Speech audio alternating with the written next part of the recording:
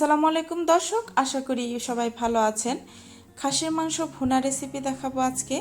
এইভাবে খাসির মাংস ভুনা করলে খাসির যে এক্সট্রা গন্ধ থাকে সেই গন্ধটা থাকবে না। খুবই সহজভাবে দেখানোর চেষ্টা করেছি। রান্নায় যারা নতুন তারা অবশ্যই এটা ট্রাই করতে পারেন। আশা করি আপনাদের ভালো লাগবে।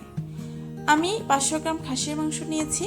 এগুলোর মধ্যে একে একে সবগুলো মশলা দিয়ে দিব। 1 কাপ পেঁয়াজ কুচি দিলাম, কিছু কাঁচামরিচ ফালি দিলাম, 1 টেবিল চামচ রসুন বাটা, 1 কিউব আদা,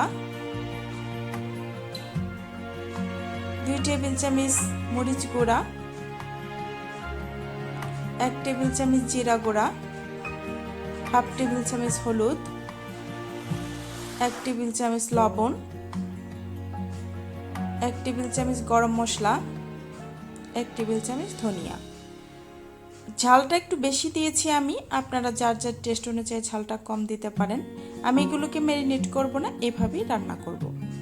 আমি একটা চুলায় কিছু তেল দিয়ে দিয়েছি, 1/3 কাপের মতো তেল। কিছু পেঁয়াজ ছেড়ে দিয়েছি। এর মধ্যে এখন মাংসগুলো দিয়ে দেব।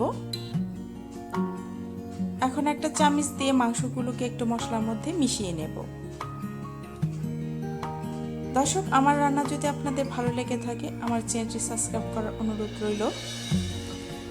কিছুক্ষণ রান্না করব, কষাতে কষাতে দেখা যাবে এরকম মাংসের মধ্যে পানি উঠে এসেছে। এই পানির মধ্যে 10 মিনিট কষাবো, তখন মাংসের পানিগুলো শুকিয়ে যাবে। মাংসের পানিগুলো প্রায় শুকিয়ে এসেছে, মাংসটা প্রায় অর্ধেক সিদ্ধ হয়ে এসেছে। এখন আমি এর মধ্যে কিছু পানি অ্যাড করব। 1 কাপের মতো পানি দিয়ে দিলাম।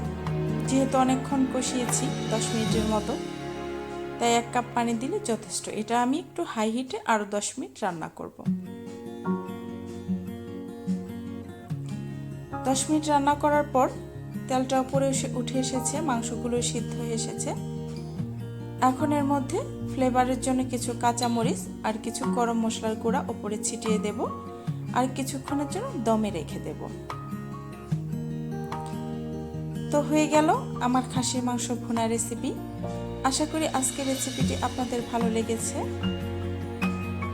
আবারও দেখা হবে নতুন কোনো রেসিপিতে। সে পর্যন্ত ভালো থাকবেন। আল্লাহ হাফেজ।